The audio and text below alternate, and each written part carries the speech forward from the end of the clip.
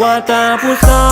วบ้านคุณอยู่ที่ใดถ้าว่าผมจะรีบไปต่อให้เมาแค่ไหนก็ไปหาว่าแต่ผู้สา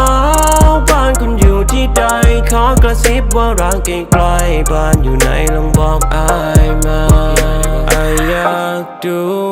เปิดประตูเข้าหัวใจไม่ได้เจ้าชู้ว่าแต่บ้านหนูอยู่หนใดบอกให้รู้เมื่อไรที่หนูต้องการอายโทรมาได้เสมอเมื่อหนูน่ะต้องการและจะให้ทำยังไงผมไม่เข้าใจทำไมคุณรักเขานักหนาและจะให้ทำยังไงหรือต้องเกณฑ์หายหลับไปตามทางที่ต้องกา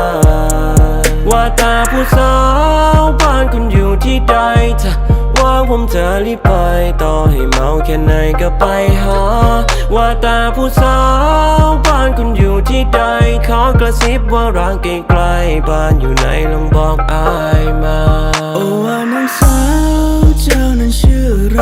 อายบ่ฮู้จะอยากจะได้ฮืออีน้องจะเข้ามาลองหาโอ้ว่าน้องสาวอายเป็นคนซึ่งตึงวันทั้งวันก็ดีแต่ซึ่งคนซึ่งตึงเธอคงไม่หันมาน้องสาวอยู่ไหนบอกทีได้ไหมเดี๋ยวพี่ไปหาเพื่อลั่นว่าใจครั้งว่าผมรักคุณในห่วงราตรีที่แสนอบอุ่นรอยยิ้มที่หวานละมุนแต่ว่าตอนนี้คุณอยู่ที่ไหนมากันว่าแต่ผู้สา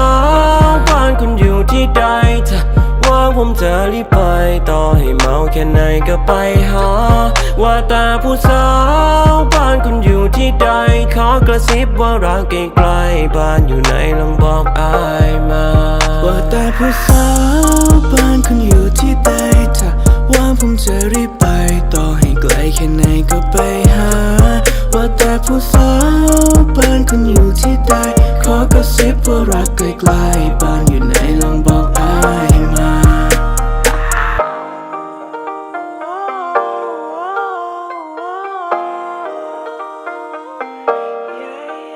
งามขนาด